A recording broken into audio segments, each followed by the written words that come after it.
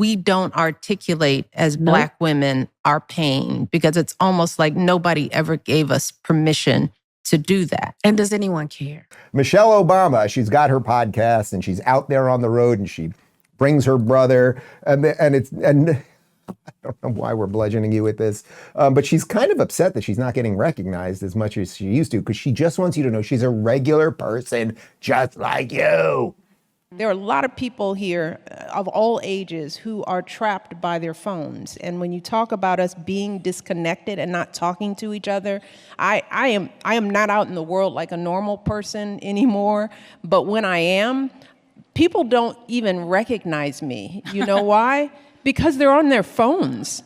Nobody is looking at each other. I could walk right past somebody with a hat on, and I'm just a Black woman in a cap.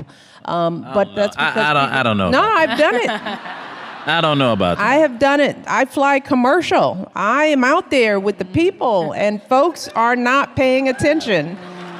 I fly commercial. So. Okay. Okay. Oh, sorry. I was reading a 1991 Blazers versus Bulls box score. Yeah, nobody's paying attention to you, lady. Nobody's paying attention. And I don't know if it's because they're on their phones or not, but people don't like you. You do not deserve to be liked. Your husband actually turned out to be a horrible human being who only 2 days before this last election pushed the Very Fine People hoax once again. He's a racist, and I don't know what to make of you exactly, right, Mike? Like, I don't know exactly what's going on there, but you're not particularly good people, and sorry if not enough people, it's so sad for you, not enough people are saying hello to you. Maybe you need to articulate your pain more. If people understood your pain, I mean, you were the first lady, that must have been rough. You're a multi-millionaire, you get to produce shows on Netflix, you're good, but if you talked about your pain, if you could just victimize yourself a little bit more, yeah, maybe we'd care a little bit more. We showed you this one last week, but I think it illustrates the point. We don't articulate as Black women our pain because it's almost like nobody ever gave us permission to do that. And does anyone care? Yeah, there's Will that. they care? If we knew, I think we would care. If we knew. Mm-hmm. If we knew. Or, yeah. And we have to ask ourselves, the men in our lives is,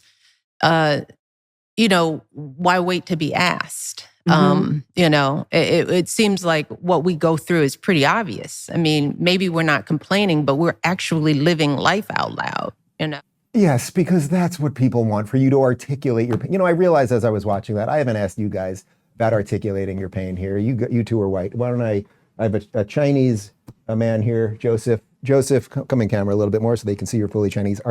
People don't ask Chinese people about you're American also, so I don't want to belittle you in any way. People don't ask you about your pain probably. Are you in any kind of pain? As a Chinese American, are you in any sort of pain? I mean, my left pinky kind of hurts. Oh, does it? Yeah. Have you been, we have a first aid kit back over there.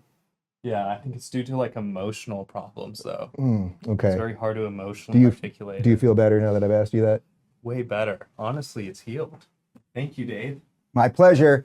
That's what I'm saying, people. Find a random person who looks a little different than you and ask them about their pain. Be a good American. One more from Michelle.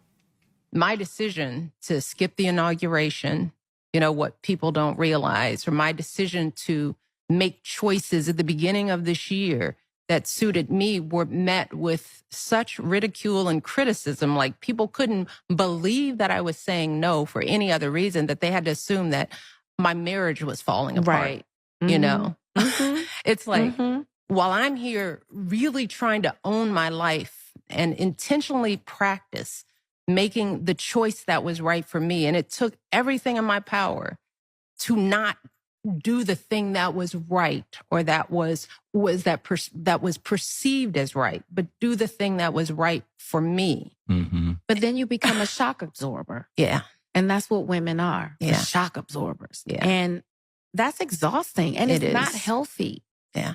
It is not healthy. Mm-hmm. You've had to be shock absorbers for your husband, for your children, for your mom, for your family, your loved ones, because of where you were sitting in the public eye. Mm-hmm. That's not fair to you. I think the reason that I'm actually trying to show you those clips is because the deep level of narcissism and desire for victimhood that she's illustrating right there, and she brings her friend on, oh my God, you had to do it, you shock absorber. It was so rough for 8 years. She had to have, you know, personal chefs everywhere and fly only in Air Force One and be treated like a queen. And then, as I said, get deals with Netflix and write books that she didn't write and all those things. But it's just so crazy that you could have it all. You could basically be one of the most powerful people on the planet.